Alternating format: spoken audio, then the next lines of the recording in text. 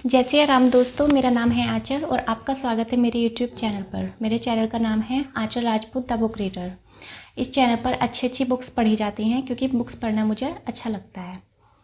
आज का टॉपिक है, क्या ये सच है कि अपने हाथों से अपने जीवन का अंत करने के लिए बल और साहस चाहिए? यह सच नहीं है।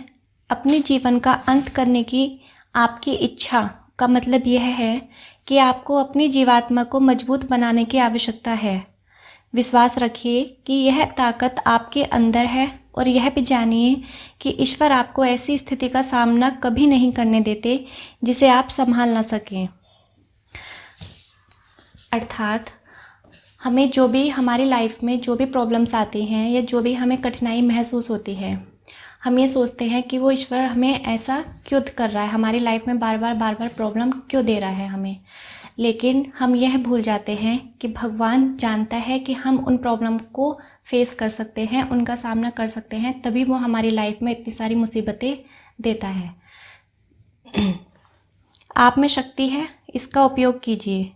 दूसरी गलत अवधारणा यह है कि कभी कभी आत्महत्या करना सम्मानजनक होता है। अपने जीवन का स्वयं अंत करना कोई सम्मान की बात नहीं हो सकती। आपकी आत्मा को पृथ्वी पर अपने कर्तव्य और जीवन कार्य पूरे करने के लिए जिस शरीर की ज़रूरत है उसी को नष्ट कर आप अपनी आत्मा का अपमान ना करें। सम्मानित मनुष्य बनने के लिए जिम्मेदारी उठाइए, अपनी मुसीबतों और अपनी परेशानियों का सामना कीजिए जो आध्यात्मिक रूप से सही है। बहुत से लोग जिन्होंने अपने जीवन का अंत बस यूं ही कर दिया है, उन्होंने ऐसा दबाव में आकर किया है, उन्होंने ऐसा दूसरे लोगों और समाज में प्रचलित गलत धारणाओं के प्रभाव में आकर किया। ऐसा करना कौन सी सम्मान की बात हो सकती है? बजाय इसके आध्यात्मिक जीवन अपनाइए और ईश्वर का सम्मान कीजिए। केवल उन्हीं की राय है जो वास्तव में मायने रखती है।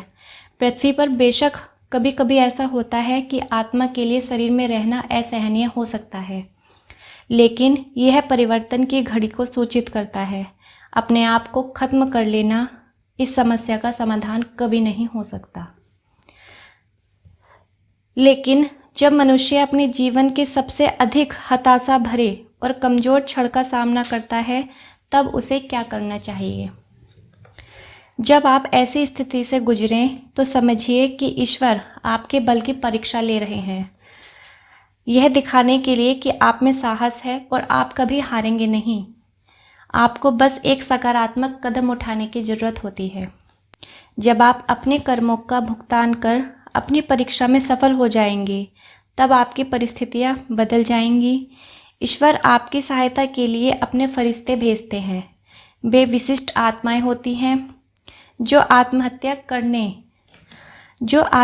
करना चाहने वाले लोगों की सहायता करने का चयन करती हैं। ये जीवात्माएं खास तौर पर प्रशिक्षित होती हैं और व्यक्ति के जीवात्मिक मार्गदर्शन के साथ मिलकर काम करती हैं और प्रक्षेपण तथा प्रार्थना के जरिए पृथ्वी पर मनुष्य की सहायता करती हैं।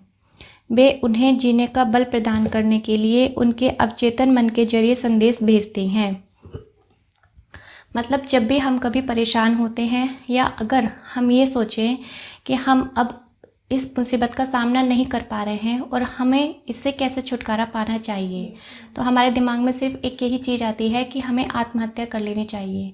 लेकिन अगर हम इस थॉट को अपने दिमाग से निकाल दें और हम ये सोचें कि हमें स्ट्रॉन्ग बनना है और हमें किसी भी सिचुएशन का बहुत ही अच्छे से सामना करना है, केवल हमें एक सकारात्मक सोच की ज़रूरत होती है, एक सकारात्मक स्टेप की ज़रूरत होती है और फिर हमारी मदद करने के लिए एक विशिष्ट आत्मा आ जाती है जो हमें संदेश देती है कि हमें आत्महत्या नहीं करनी चाहिए और हमें शक्ति प्रदान करती है उन मुसीबतों से सामना करने के लिए। आत्माएं अवचेतन मन में किस तरह प्रवेश करती हैं या किस तरह हमें एडवाइस करती हैं, उस पर पहले भी एक वीडियो बन चुकी है, आप वहाँ पे जाके देख सकते हैं।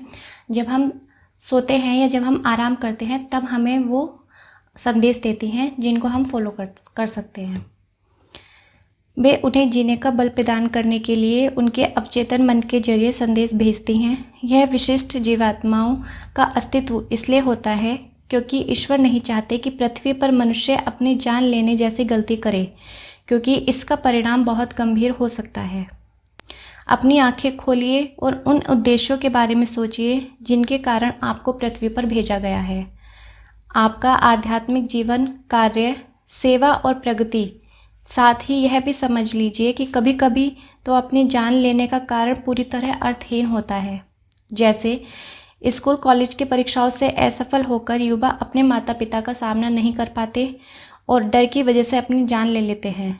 इन दिनों बहुत से माता पिता अपने बच्चों के प्रति बहुत कठोर होते हैं और उन्हें इतना आतंकित कर देते हैं कि वे गलत फैसले कर बैठते हैं। कुछ बच्चों को प्रताड़ित किया जाता है, उनका बलात्कार किया जाता है और उन्हें डराया धमकाया जाता है। ऐसी परिस्थितियों में अगर बच्चे के पास ऐसा कोई नहीं है जिस पर वह विश्वास कर सके, तो वह घबराहट में आकर आत्महत्या जैसा कदम उठा सकता है। माता पिता के मार्गदर्शन का यह अर्थ नहीं कि वह उन्हें डराएं, धमकाएं, वह अपने बच्चों के प्रति कठोर हों, बल्कि इसका अर्थ यह है कि बच्चे की भावनाओं को समझें, उन्हें सही मार्गदर्शन दें और उनकी आत्मा के लिए जो श्रेष्ठ है वही करें। कभी कभी माता पिता की उपेक्षा, निर्दयता और नासमझी के कारण बच्चे आत्महत्या की ओर रुख कर बैठते हैं। कुछ ऐसे बच्चे भी होते हैं जो इसलिए खिड़की से कूद जाना चाहते हैं क्योंकि वे अपने माता पिता के लगातार दोषारोपण अथवा उनकी असहनीय निर्दयता को बर्दाश्त नहीं कर पाते। ऐसी स्थितियों में आत्मा के लिए शरीर में रहना बेहद मुश्किल हो जाता है। ढेर सारे बच्चों ने अपने जीवन का अंत गैर महत्वपूर्ण बातों को लेकर किया है। जब वे जीवात्मा जगत में आते हैं तब उन्हें एहसास होता है कि उन्होंने जो किया वह अधीरता में उठाया हुआ कदम था और उनका डर कितना बेमतलब था। ऐसे लोगों को यह जानना चाहिए कि असफलता क्षणिक होती है।